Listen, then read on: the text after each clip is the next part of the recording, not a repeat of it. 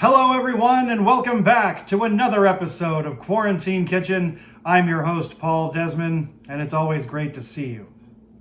Those pancakes were pretty good, huh? Yeah, we really like them over here as well. I was glad to hear some of you guys tried out those pancakes. I'm glad you really enjoyed them. We're gonna go in a different direction this time.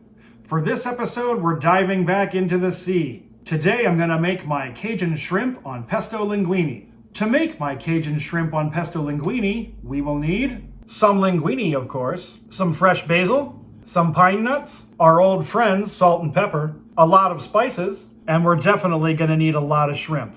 Earlier this week, I went spelunking deep into the dark caves of my kitchen cabinet and discovered an antique food processor that I had no idea existed. It works very well too, as you'll see. Food processors are essential for making pesto, unless you want to chop basil until the end of time.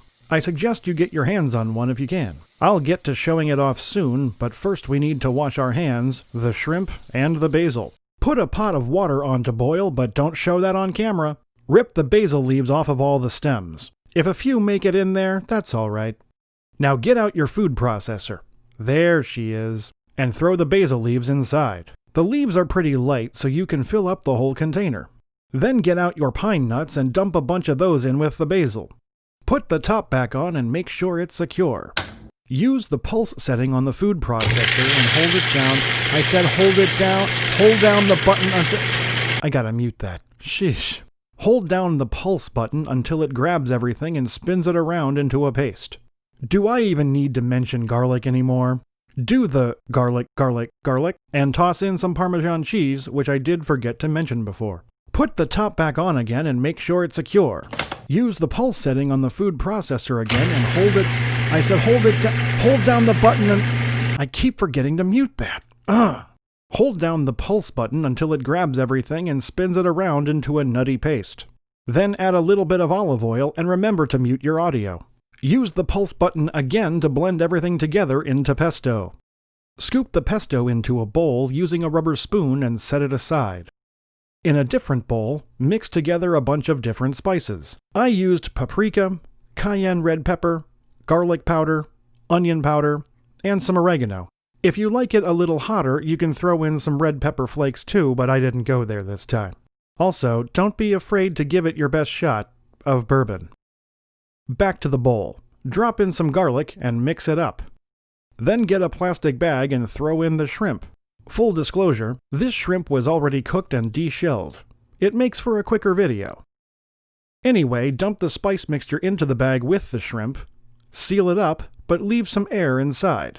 You know what's next. Shake it all around and get your dance on.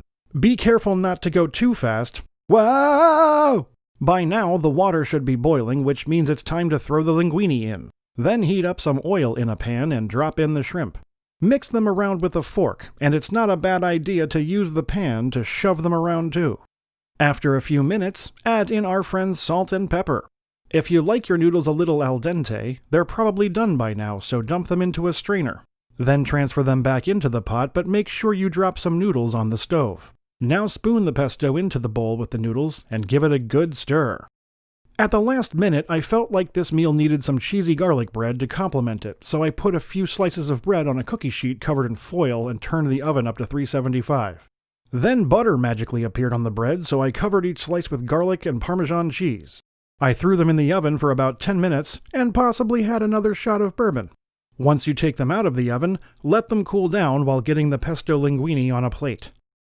Top it with the Cajun shrimp, add a few slices of cheesy garlic bread, and there you go. And that's how you make my Cajun shrimp on pesto linguine. I am looking forward to trying this. It looks pretty good. For more videos like this, if you want to have some fun in the kitchen, please subscribe to my channel by clicking on my face right here. This has been Quarantine Kitchen. I'm your host, Paul Desman. See you next time.